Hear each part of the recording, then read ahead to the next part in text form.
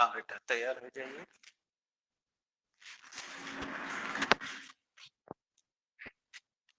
बेटा है बेटा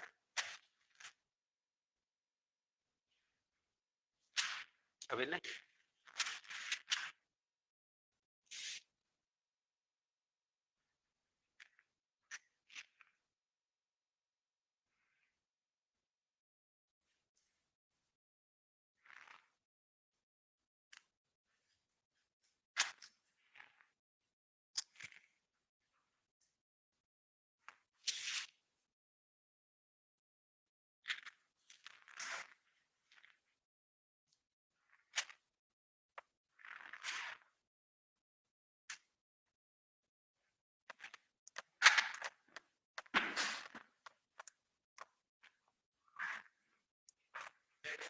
आइए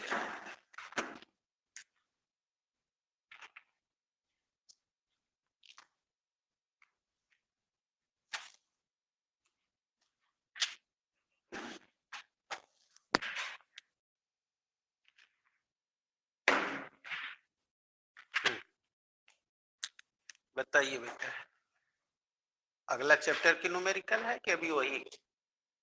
पूछिए।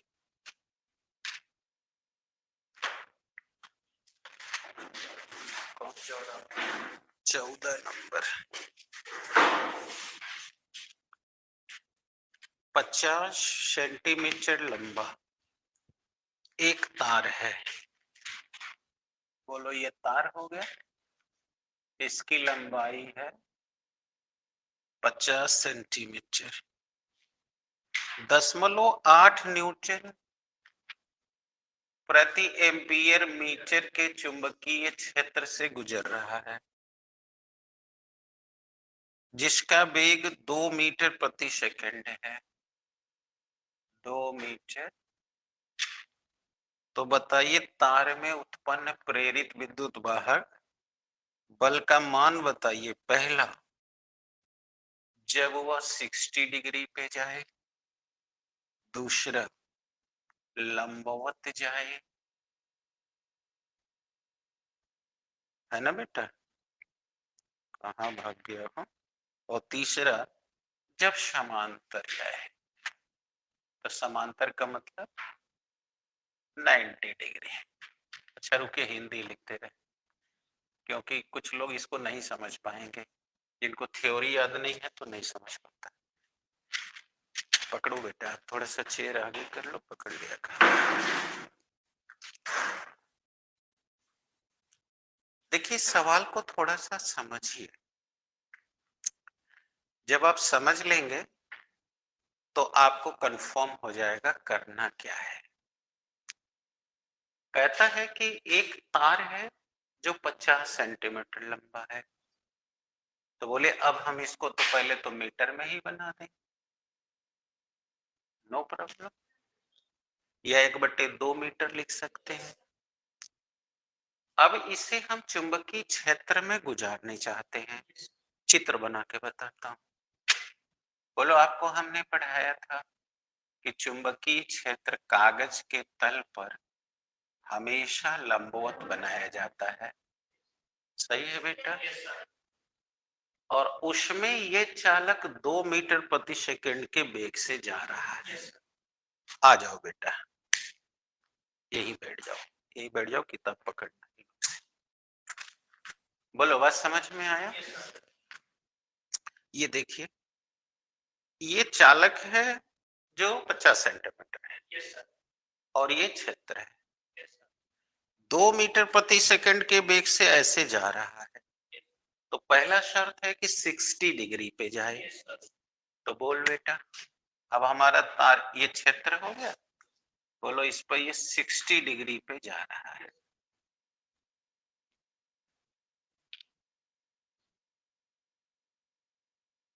कंफर्म? तो आप पढ़े हो तो यहां लिखते हैं, हम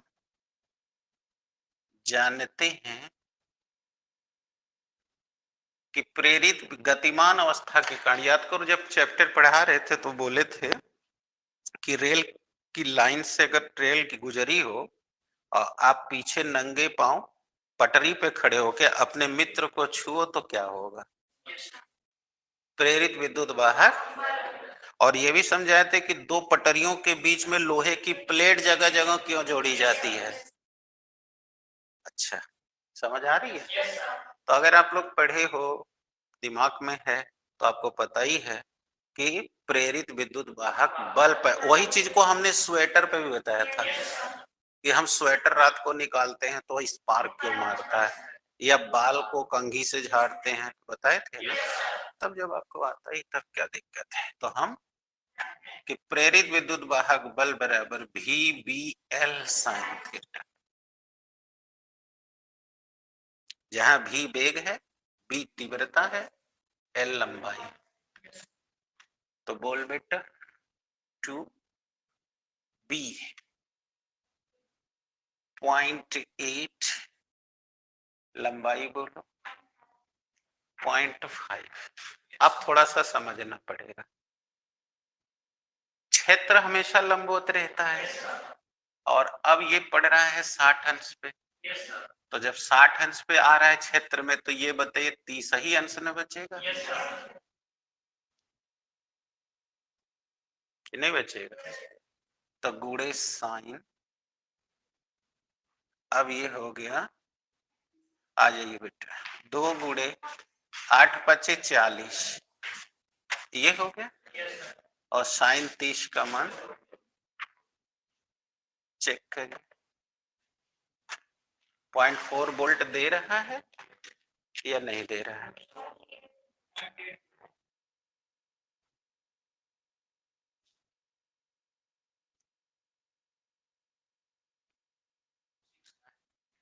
अच्छा, 6928। इसका मतलब ये हुआ, अब हम समझ रहे हैं वो कहाँ मतलब कह रहा है। इसका मतलब ये हुआ ना बेटा कि वो क्षेत्र में सीधे एंट्री कराया है, तो जब सीधे एंट्री करा देगा तो 60 हो जाएगी, और साइन 60 का मान √3/2।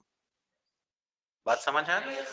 तो अब इतना √3, तो ये हो गया 0.4 इंटू 1.732।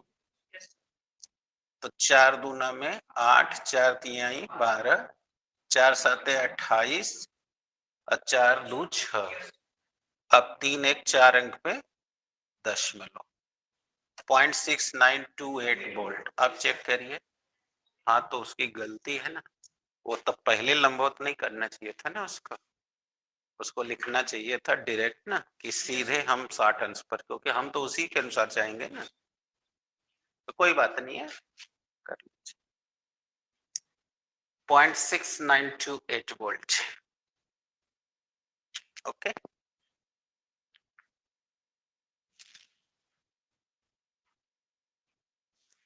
कौन बच्चा आया है?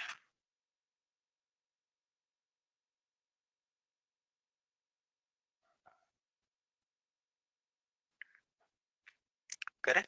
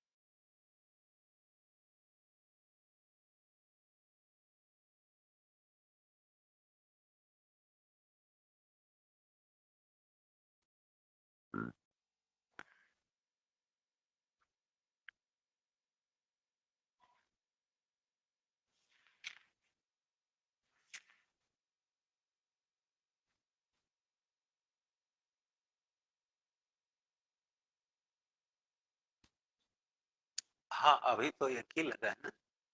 अब 90 पे आ जाइए। अब बोलिए, जब 90 पे जाएगा कंफर्म, तो अब सब सीधे सीधे बात हो रही है। ये आ जाइए, तो बोलो फिर से वही कार्यक्रम, we B L sign 90।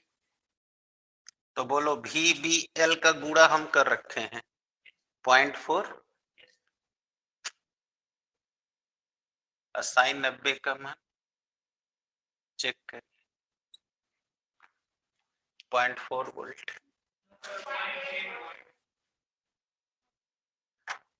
0.8 check करते, हाँ 0.8 ही आएगा, क्योंकि अब साइन 90 रख देती, 2 से 2 नहीं ना कटेगा, तो 4 दूनी 8 होगी। वो हो गया जल्दीबाजी में, हम लोग यहाँ पर ही ध्यान रखें ना, ये √3/2 से 2 कट गया, अब साइन 90 रख देते, यहाँ 1 हो गया, तो 4 दूनी 8 है ना। समझ में आ गई, ये हल कर दें। 0.8 वोल्ट।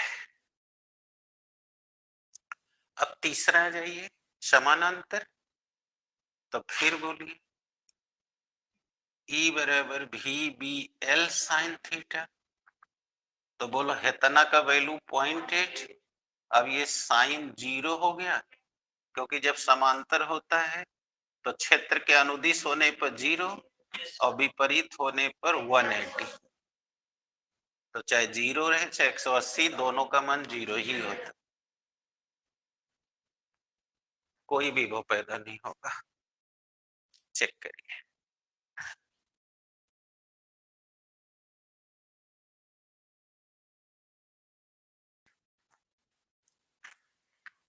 श्योर सही है, मिला ली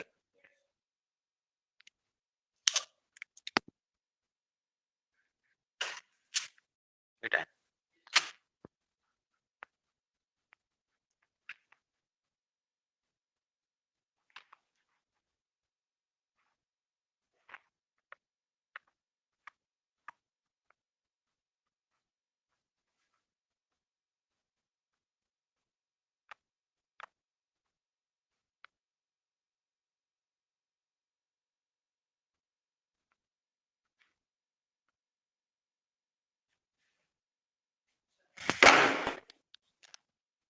सोलह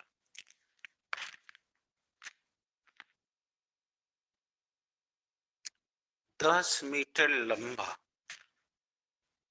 एक तार पूरब पश्चिम दिशा में रखा गया है, तो आप लोग जानते हैं ना, ये ईस्ट है, ये वेस्ट है, ये नॉर्थ है, ये साउथ, हो गया पूरब पश्चिम।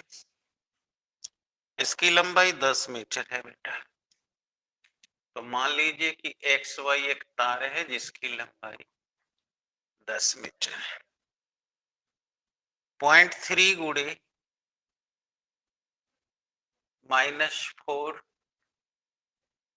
वेबर पर मीटर स्क्वायर के चुंबकीय के क्षैतिज घटक में रखा गया है और 5 मीटर प्रति सेकंड के वेग से नीचे फॉल हो रहा है, तो बताइए तार के सिरों के बीच प्रेरित विद्युत वाहक बल बताइए। बोलिए ई मांग रहा है, तार के कौन से सिरे पर उच्च विभव होगा, कौन से सिरे पर उच्च विभव होगा, और अगर वह उत्तर दक्षिण दिशा में गिरे, उत्तर दक्षिण दिशा में गिरे, तब वोल्टेज क्या होगी। ठीक है बेटा, तो आप लोगों को अब थोड़ा समझना पड़ेगा।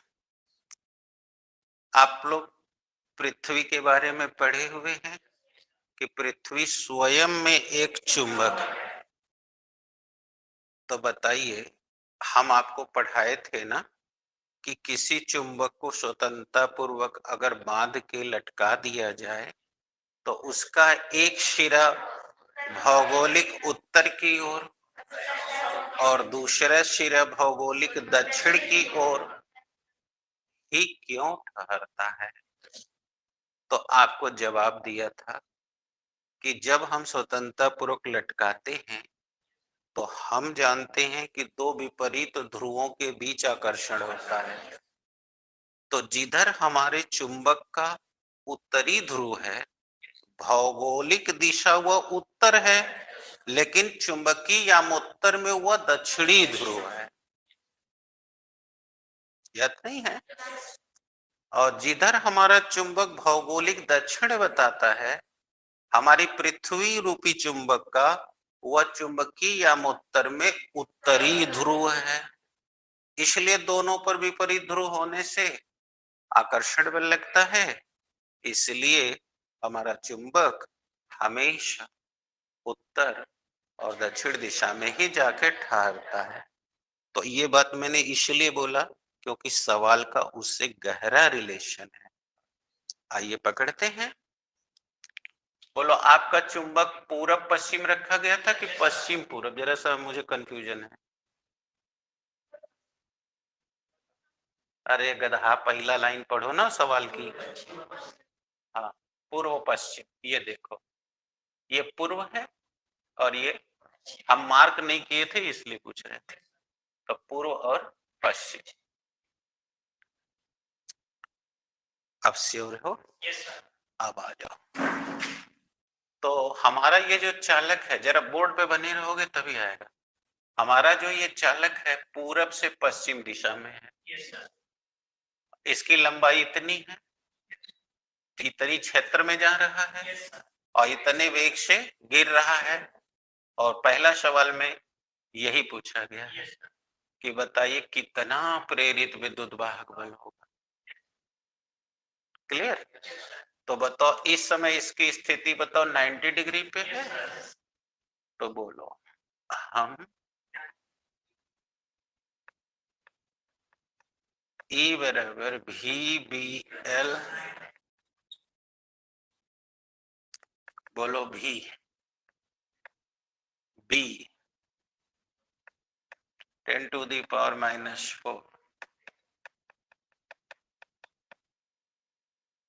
अब बताओ बेटा, ये 10 का गुणा किए 3 हो गया, 3 5 15 गुणे 10⁻⁻⁴ 91।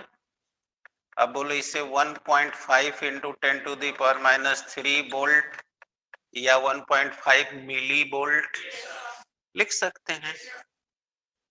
क्या दिया है? अच्छा, तो कोई दिक्कत नहीं, हम लोग तो काम सब एमकेएस में करते हैं, उसके पीछे हम लोग थोड़ा नहीं जाएंगे। अब सवाल नंबर 2 है बेटा कि कौन से सिरे पर उच्च विभव होगा। तो बोलो, ये जा रहा है ईस्ट से वेस्ट, तो धारा हमेशा उच्च विभव से, इसका मतलब यही पर पोटेंसी हाई है। नहीं है? ये चेक करें। तो पोटेंसी कहाँ हाई है? Potency is high at east point.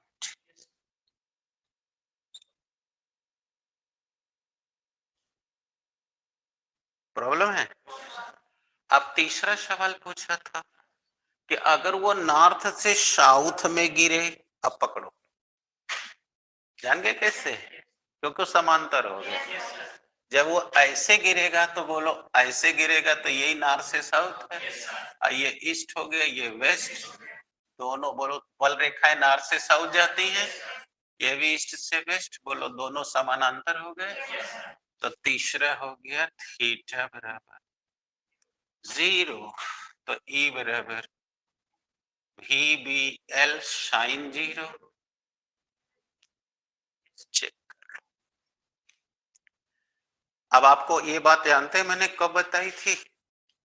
जब पढ़ा रहे थे तो कहे थे कि शौचालय में शौच करते समय हम अपना मुंह उत्तर ही रखते हैं। शौचालय आपके घर भी बना होगा, देखिएगा उत्तर की तरफ आपका मुंह रहता है। और बताए थे कि जब हम सोते हैं तो हमेशा अपना सिर दक्षिण दिशा में रखते हैं, और जब मर जाते हैं उत्तर सिर करके। अब चिता भी सजाई जाती है ना, तो उत्तर दिशा में हेड रखा जाता है। तो मैंने बताया था क्यों, वो जब आप वहां पुनः देख लें। बल रेखाएं समान हो जाएंगी तो समदिश वेक्टर परिणामी मान बढ़ जाएगा। बस जैसे ही आप चिता पे रखते हो, बस बॉडी 2 इंच, 1 इंच से 2 इंच तक मसल्स में रिलैक्स आ जाता है, बॉडी बढ़ जाती है। इसलिए जब भी ताबूत किसी डेड बॉडी का बनाया जाता है या चिता भी बनाई जाती है तो उसके बॉडी की लंबाई से बड़ी रखी जाती है, और कब्र भी खोदते हैं तो बॉडी की लंबाई से बड़ी और उत्तर दक्षिण में ही रख के करते हैं। ये मैग्नेटिक इफेक्ट है। इसीलिए उस दिन समझा रहे थे कि जिनका घर का दरवाजा कभी भी हमें दक्षिण दिशा नहीं खोलनी चाहिए, आवास वाला, और जब भी शौचालय या पानी निकालें घर में से तो हमेशा पहले नाली की दिशा उत्तर रखें, या अगर पूरब भी रखते हैं तो फट से मोड़ के उत्तर ले जाएं, और प्रवाह करें तो साउथ में करें। आप सबके घर में देखना, मिस्त्री जब भी मकान बनाएगा आप लोग का सारा नाली का निकास दक्षिण दिशा में करने के लिए कहेगा। ये साइंटिफिक है। जिन लोग उल्टा करते हैं तो उनकी नालियां जाम होती रहती हैं चुंबकीय बल के प्रभाव से। तो ये सब साइंटिफिक चीजें हैं। ये मतलब ये कोई हमारे यहाँ है क्या ना कि हम लोगों के यहाँ हमारे जो बच्चे लोग आजकल के हैं वो लोग इसको सोचते ही कुल धर्म कर्म की चीज है, और हमें हमारे यहाँ पहले ही बता दिया गया है कि हिंदू धर्म नहीं है, हिंदू जीवन शैली है जो शुद्ध वैज्ञानिक सिद्धांत पे चलती है। बस लोगों को पढ़ा हो या नहीं पढ़ा हो सबको समझ में आ जाए, इसलिए उसको भगवान के नाम से जोड़ दिया गया है, क्योंकि भगवान का नाम आते ही लोग अलर्ट हो जाते हैं और बड़ा स्वच्छता बरतने लगते हैं। तो वो हिंदुत्व है। तो इसलिए आप लोग को हमेशा अपने नियमों का पालन करना चाहिए, घर में जो भी परंपराएं हैं उसका निर्वहन करना चाहिए, और जानकारी न होने से गड़बड़ा जाते हो अलग बात है। तो रहा ये सवाल आपका, बोलिए, समझा दे फिर से।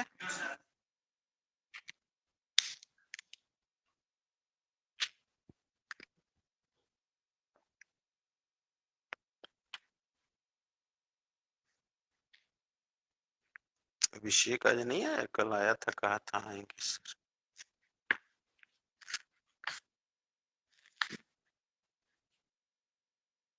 वंदना ये ले लीजिए ना।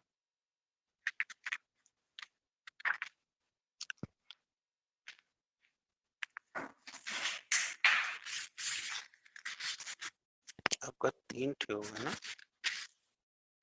देखिए कट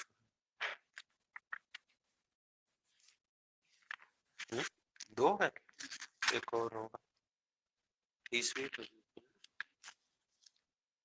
ठीक हो गया ना।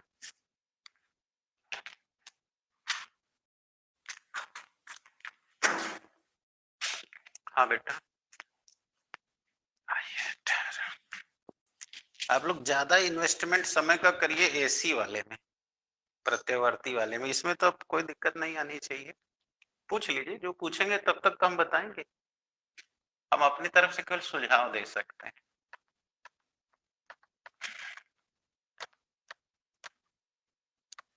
वो वाला बहुत महत्वपूर्ण है क्योंकि उसमें से सवाल ज्यादा आता है।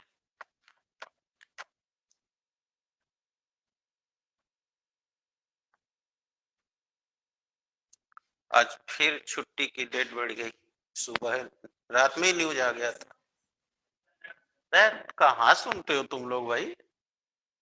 6 जनवरी, अरे 6 फरवरी, ये हमको लग रहा है ना इसी करते करते ये लोग इलेक्शन बिता देंगे। अरे 10 को पहला पोलिंग है, ये पश्चिमी उत्तर प्रदेश में है, तो अब उधर से इधर आते आते हम लोग का लगता है हम लोग का सबसे लास्ट में पड़ेगा, 6वां नहीं 7वां चरण में। फरवरी भी निकाल देंगे। जिस तरह से सब तैयारी कर रहे हैं सब, तो हमको तो लग रहा है असो बिना इम्तिहानों के पास करेंगे सब, लेकिन ऐसा मुझे शंका लग रहा है। अभी कल का भेजे ना मैसेज, पूरा वो सब मांग रहे हैं ना, आधार कार्ड और रजिस्ट्रेशन आपका। हाँ, तो भेज दिए हैं ना, क्योंकि आज ही 12 बजे चला जाएगा। अब ये सब जिस हिसाब से कर रहे हैं सब, और अभी देखिए 10 मार्च को रिजल्ट आने वाला है और अंतिम चुनाव शायद 6 या 5 मार्च को है, जो भी हो, अंतिम पोलिंग, क्योंकि हम ध्यान नहीं रखते हैं इस सब चीज़ों को। इससे क्या मिलता है? कुछ नहीं। तो मुझे ऐसा लग रहा है, पहले तो मुझे ये लग रहा था कि ये सब जैसा कि कल था कि सेंट्रल गवर्नमेंट बैठाई है मीटिंग स्कूल खोलने के लिए, और कई राज्यों में खुल भी गया। लेकिन इन सबों का टोटल फोकस इलेक्शन पे चल रहा है। और कल शाम को जब टीवी खोले, समाचार, हम जान रहे थे आज सब कोई डिसीजन ले लेंगे। तो कल रात में ही दे बोल दिया पहले न्यूज़ में कि उत्तर प्रदेश के सभी शिक्षण संस्थान 6 फरवरी तक बंद।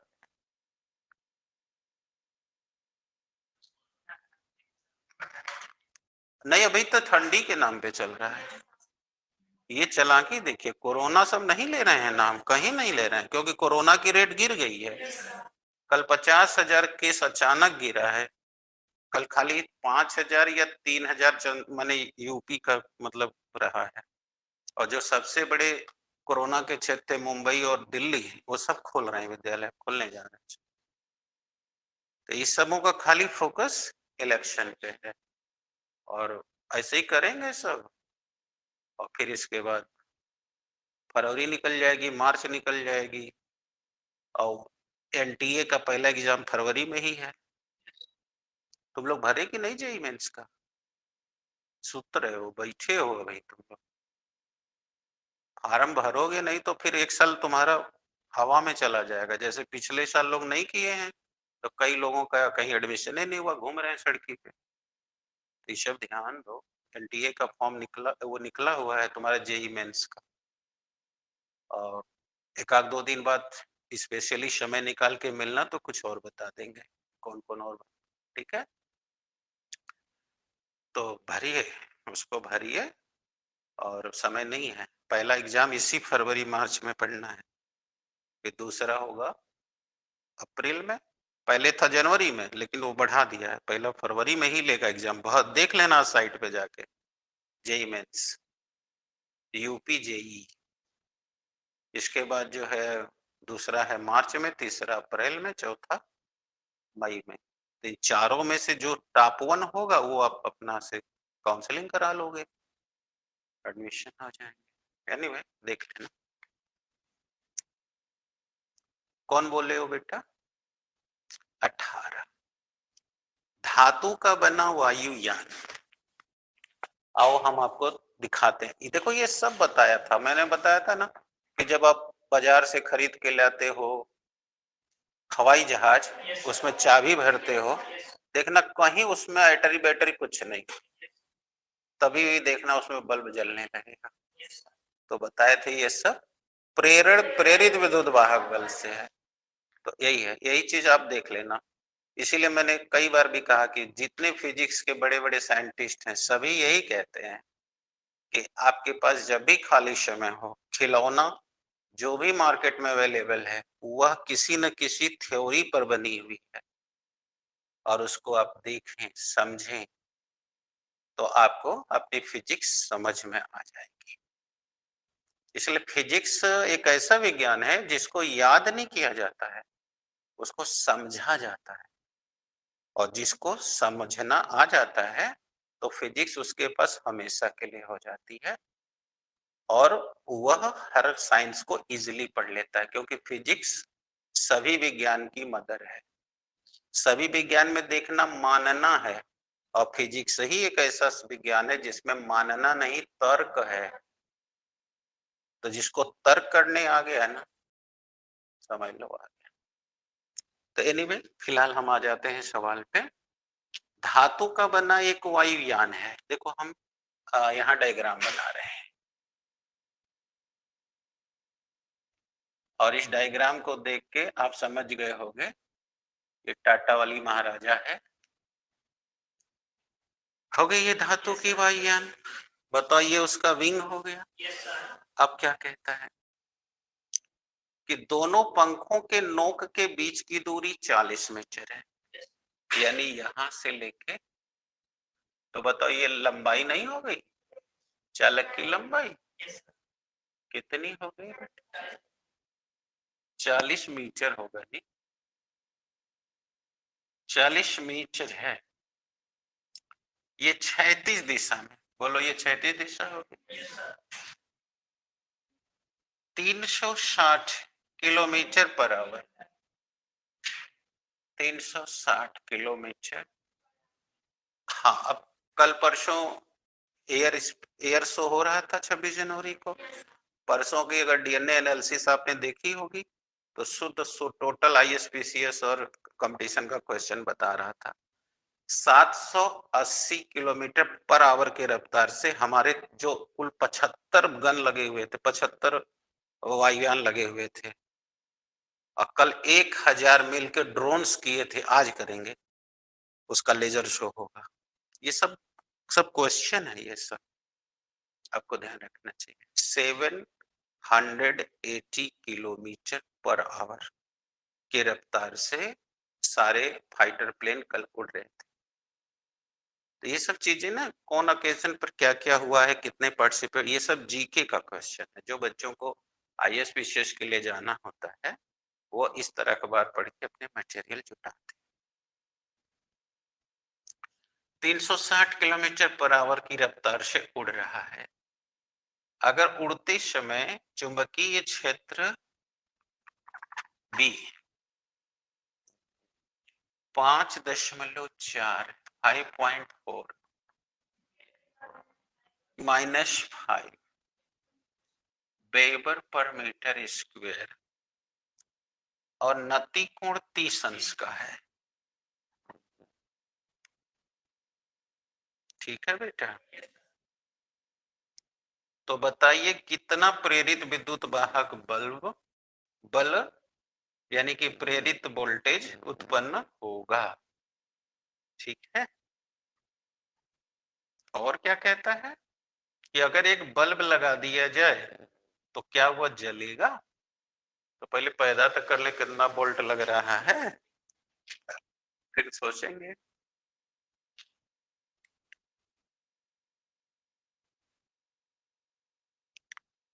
हाँ चले बेटा, तो मुझे तो लग रहा है आप लोग को समझ आ गई है। बताइए, जब ऐसे दौड़ रही है तो पृथ्वी के चुंबकीय क्षेत्र के लंबवत जा रही है बट नति कोण पे जा रही है, तो लिख दिया हम कि E बराबर VBL साइन थीटा 360 किलोमीटर प्रति घंटा। तो बोलो एमकेएस में काम करोगे तो वेग की इकाई मीटर प्रति सेकंड होती है, तो किलोमीटर प्रति घंटा को मीटर प्रति सेकंड में बदल दोगे। कैसे बदलते हैं? 5/18 से गुणा करते हैं। बी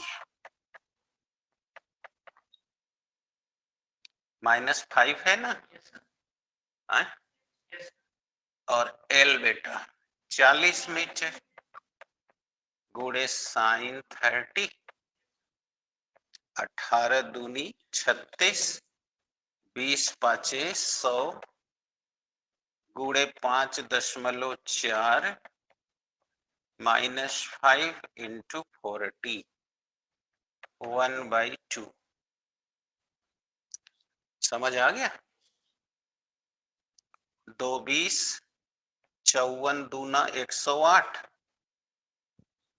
और 1 दशमलव से 1 जीरो खत्म, और 100 ये 3 हो गया, 10⁻³ बोलिए इतना वोल्ट, अर्थात 0.108 मिली वोल्ट। ये देखिए 10⁻³ पीछे ले जाएंगे 3 अंक दशमलव लग जाएगा। तो यहाँ अगर रुक जाइए, एक मिनट रुकिए, अगर इसको यहाँ ले गए तब ये वोल्ट ही रह गया, यह 108 मिली वोल्ट। समझ आ गई? तो 0.108 वोल्ट का यहां पर प्रेरित वोल्टेज पैदा होगा। चेक करिए, सही है। अब इसमें दूसरा क्वेश्चन को पकड़िए। दूसरा क्वेश्चन था कि क्या यहां बल्ब लगा दे तो जल जाएगा? तो आप लोगों को शायद मैंने बताया होगा, नहीं बताया होगा तो आज थोड़ा सा सुन ही लीजिए, क्योंकि अब हम लोग इलेक्ट्रॉनिक फिजिक्स में ही जाने वाले हैं।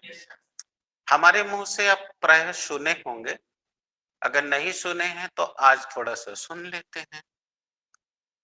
ये जो बल्ब है, पंखा है, ऐसी जितनी एप्लियंसेज आप अपने घर में यूज कर रहे हैं, ये सब इलेक्ट्रिकल पार्ट हैं। ये इलेक्ट्रॉनिक डिवाइस नहीं है।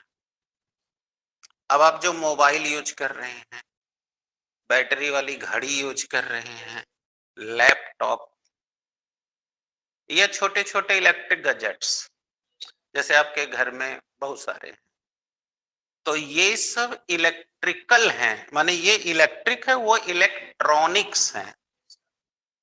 अब आप कहोगे सर इसमें क्या अंतर है? इलेक्ट्रिकल के जितने एप्लियंसेस हैं वह मिनिमम 220 वोल्ट पर चलते हैं या उससे ज्यादा वोल्ट पर। जैसे आपकी मशीनें हैं, कल कारखाने 440 वोल्ट पे चलते हैं। तो 220 या उससे अधिक वोल्टेज पर जितने इलेक्ट्रिक एप्लियंसेस काम कर रहे हैं वो सब इलेक्ट्रिकल पार्ट हैं, इलेक्ट्रिकल डिवाइसेस हैं। और जो 9 वोल्ट या 9 वोल्ट से कम विभव पे काम कर रहे हैं वो सब इलेक्ट्रॉनिक्स हैं। यानी आपका लैपटॉप, आपकी मोबाइल 9 वोल्ट या 9 वोल्ट से कम पे चल रही है। आप अभी मोबाइल पे अपना नंबर डायल करते हो तो देखना उसमें बल्ब जल जाएगा, वो एलईडी बल्ब है। उसको जलने के लिए मिनिमम 1 वोल्ट से 9 वोल्ट का करंट चाहिए। इसलिए आप अपना डिवाइस लगा करके चार्ज करिए, तो हाथ से अगर छुआ जाए तो हाथ में तनी झुनझुनी आएगा, करंट नहीं मारेगा, वो 9 वोल्ट से कम है। तो जितने भी तुम्हारे इलेक्ट्रिक ऑपरेटर्स 9 वोल्ट या 9 वोल्ट से कम वोल्ट पे चलते हैं, बात समझ आई बेटा? वो सब के सब इलेक्ट्रॉनिक डिवाइसेस हैं। कुछ समझे मेरा कहना? कम से कम 1 वोल्ट या 9 वोल्ट तक का करंट चाहिए बल्ब जलने के लिए। है 0.108 है, 1 वोल्ट भी नहीं है, तो आप बताओ बल्ब जलेगा? नहीं जलेगा। तो इसीलिए मैंने कहा कि थोड़ा सा सुनना पड़ेगा। अब कोई डाउट है तो लिख देंगे बल्ब नहीं जलेगा। अब लगा लीजिए।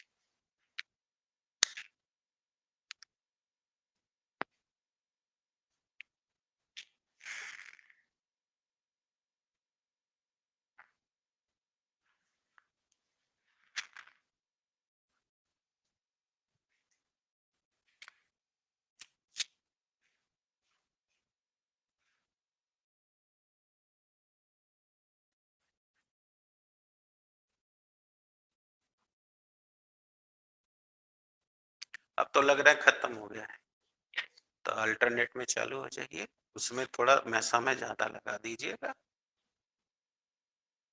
अभी और है? पूछिए। अब जो जितना आप समय लगाएंगे तो आपका उतना लगभग करेगा। याद भी रखिए कि अभी है तो आप पूछ लीजिए। अब मंडे को हम केमिस्ट्री बताएंगे, क्योंकि 2 हफ्ते से फिजिक्स बता रहे हैं, तो अब उसको उतना समय में तो हम निपटा ही लेंगे अपना काम।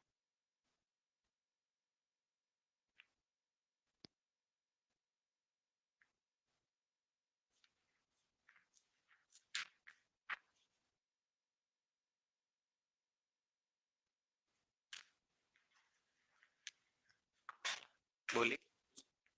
तो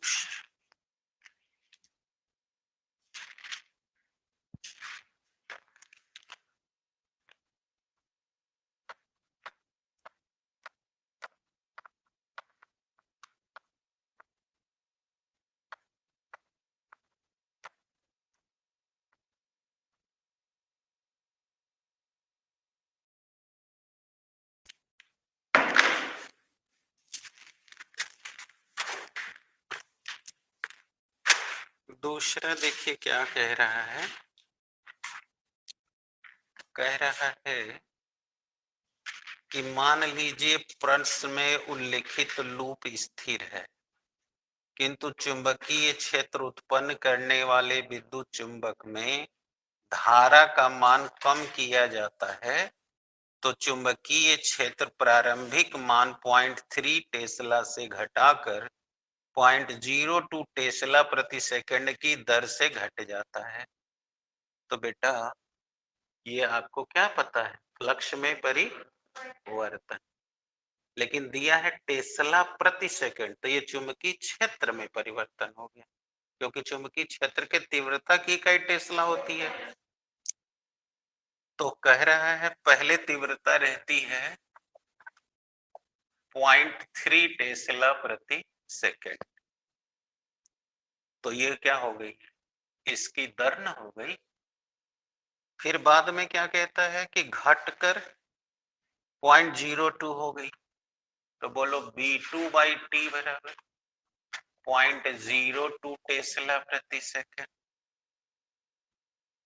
तो अब कहता है कि अगर प्रतिरोध 1.6 ओम का है, प्रतिरोध कितना है बेटा, तो बताइए शक्ति में ह्रास कितना हुआ, बोलिए शक्ति में ह्रास कितना हुआ। अब आप बताओ तो, आप पढ़े हो ना कि चुंबकीय क्षेत्र की अगर तीव्रता बदलेगी तो फ्लक्स बदलेगा, और जब फ्लक्स बदलेगा, हाँ क्या हुआ, ये नहीं बताना था, तो बताओ इतना देर ले पढ़ रहे हैं तो आपको बोलना चाहिए था। ओ, हम इसी को दूसरा समझे, कोई बात नहीं, अब मिटाना पड़ गया।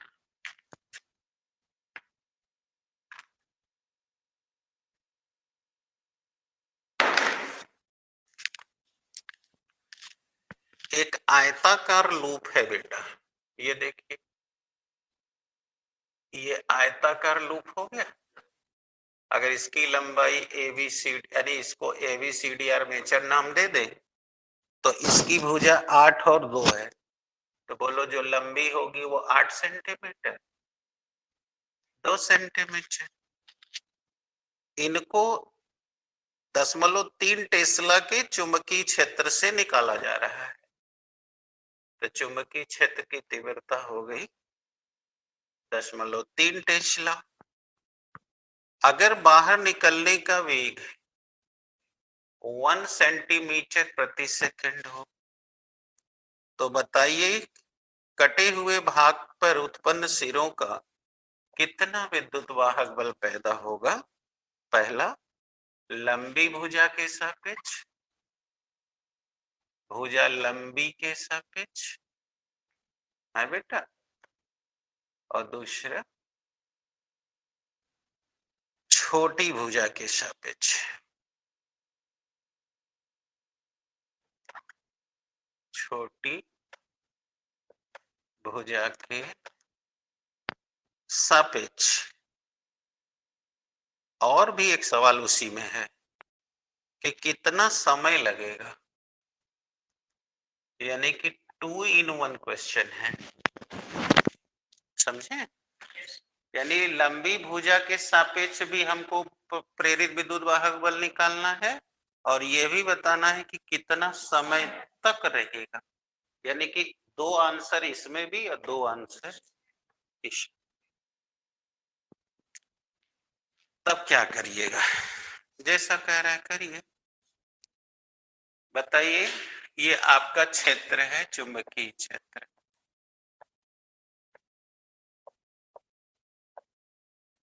सही है ना बेटा, जिसकी तीव्रता इतनी है और इसमें से इतना वेग से गुजर रहा है, तो आप समझ गए होंगे। बोलो ई बराबर, लिख देंगे हम, ई बराबर भी एल, खत्म करें। भी 1 सेंटीमीटर, बोलो वेग की इकाई मीटर प्रति सेकंड होती है, तो सेंटीमीटर को मीटर बना लो, बना दिया। बोलो बी और एल सबसे बड़ी भुजा यही है, तो 8 गुणे 10⁻⁻²। अब बताओ बेटा, 8 तिली के 2.4 10⁻⁻4 वोल्ट। चेक करो बेटा, सही है? अरे वाह, क्या बात है, इतना वोल्ट हुआ। अब पूछा था कितना समय लगेगा, तो बोलिए समय बराबर दूरी बटे 4। तो जितना लंबा भुजा होगी उतने ना उसमें करंट जाएगी। तो बोलिए 8 गुणे और कितने वेग से, 1 गुणे 10⁻⁻²। देखिए कठिन लग रहा है। अब बताइए कितना हो जाएगा, कट तो 8 हो गया, तो 8 सेकेंड। अब देख लीजिए कि 4 सेकेंड उत्तर तो नहीं दे रहा है, 2 दे रहा है। फिर से देखिए, इसलिए मैं बोल रहा हूं क्योंकि 8 ये हो गया, और अगर दोनों भुजा का लेना पड़ेगा तो दोनों में जाना पड़ेगा। चेक करिए,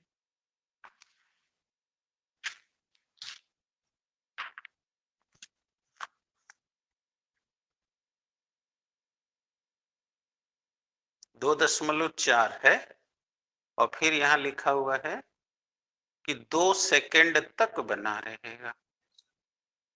1 मिनट, कोई बात नहीं है, चेक करते हैं हम लोग। यदि लूप के बाहर निकलने का वेग 1 सेंटीमीटर प्रति सेकंड है, तो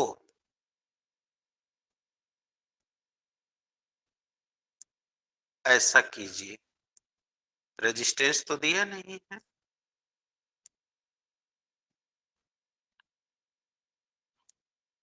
तो वोल्टेज पैदा हुआ तो धारा बहेगी, तो आवेश प्रवाह की दर को धारा कहते हैं। लेकिन रेजिस्टेंस दिया सवाल में, रेजिस्टेंस तो दिया नहीं है। अच्छा कोई बात नहीं, आप यहां तक लगाइए, अभी ये मत लगाइए, इस पर थोड़ा और रिसर्च कर लेते हैं, तब तक यहाँ तक करिए। दीजिए सवाल को फिर से पढ़ें, कोई कोई पॉइंट छूट रहा हो जिसकी वजह से ये आंसर फॉल्ट आ रहा हो।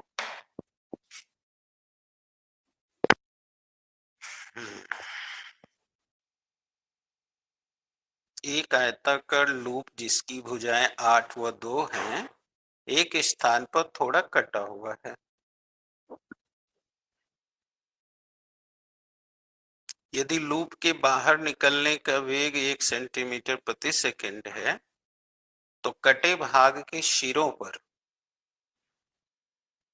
उत्पन्न विभव बताइए यदि लूप की गति अभिलंबवत हो।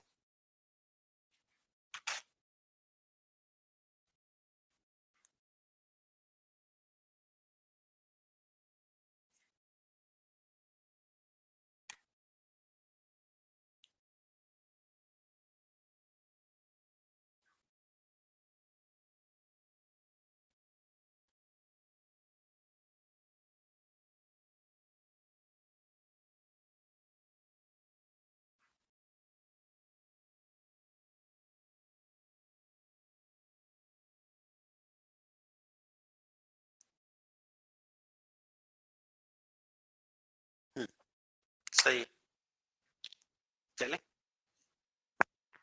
आइए, पकड़ में आ गया कहां पर फॉल्ट है। चले,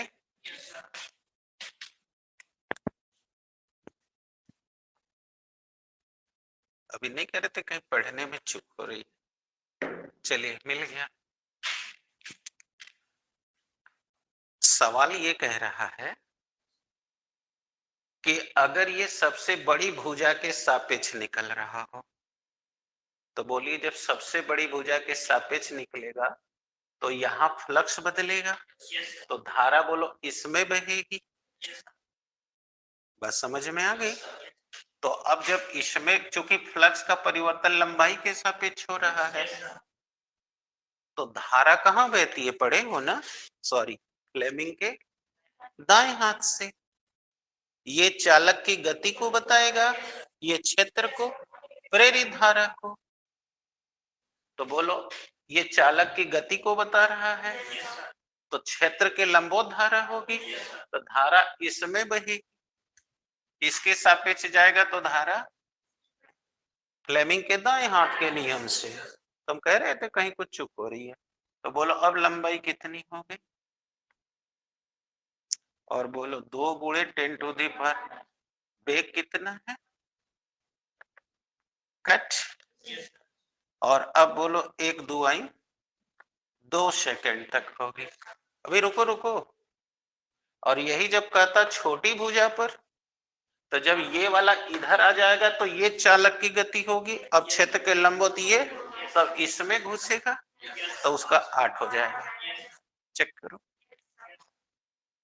तो हम कह रहे हैं ना कहीं चूक हो रही है, यानी ये फ्लेमिंग के दाएं हाथ का नियम था। अभी नहीं समझ आ गया, नहीं अभी के लिए नहीं, दिमाग में बैठाओ, ये थोड़ा नहीं कि अभी हो गया तो अब समस्या हल। समस्या हल तब होगी जब आप एग्जाम में भी कर लें, इसलिए कॉन्सेप्ट बैठाइए। नहीं समझ आया, क्लियर हो गया। अब आ जाइए दूसरा सवाल। दूसरा सवाल कह रहा है जब छोटी भुजा के सापेक्ष हो, ये देखिए जब छोटी भुजा हो जाएगी तो अब आपका ये चालक ऐसा हो जाएगा, नहीं हो जाएगा, बोलिए बी सी डी ए। अब ये 8 हो जाएगी, ये 2, अब बल रेखा ऐसे गुजरेगी, तो ये चालक की गति हो गई फ्लेमिंग के दाएं हाथ से, तो अब धारा बोलो इसमें से गुजरेगी, तो अब चालक की लंबाई बोलिए 8 हो जाएगी। अब समझ आ गया। तो फिलहाल पहले अब यहां चलते हैं, तो बोलो V बराबर भी बी एल, लिखा जाए तो V बोलिए वही वेग है 1 into 10 to the power -2, B भी वही है, लेकिन अब छोटी भुजा है तो 2 गुणे 10 टू दी पावर -2, तो 3 दूना में 6, 0.6 into 10 to the power -4 volt. Check करो बेटा, आया है। तो अगला तो आप समझ ही गए हो। तो अब बताओ समय बराबर दूरी बटे चाल, तो दूरी बटे चाल, अब ये दूरी ये वाली हो जाएगी 8 गुणे 10 टू दी पावर -2, कट। बोलो how long time is taken, 8 second. अब सही है, कर लो बेटा।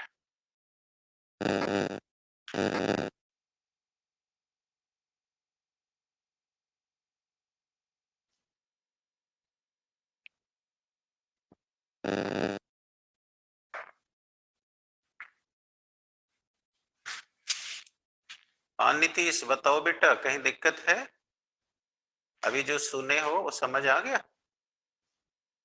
हाँ फ्लेमिंग के दाएं हाथ के नियम से निकाला गया। ओके बेटा, थैंक यू।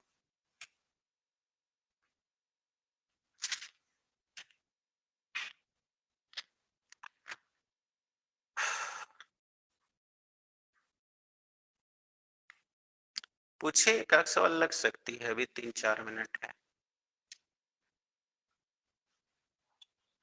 5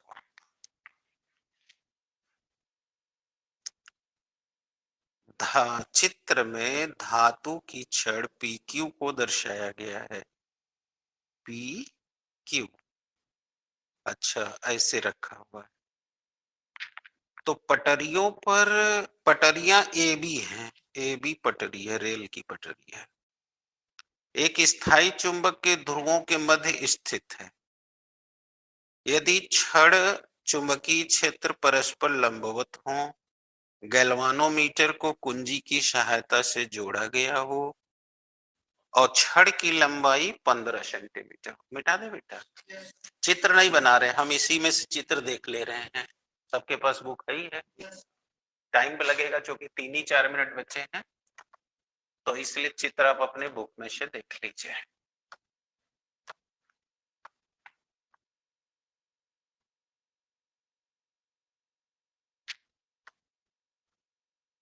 चले,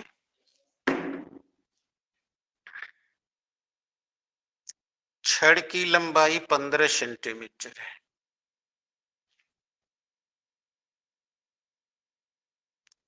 तीव्रता है 0.5 टेस्ला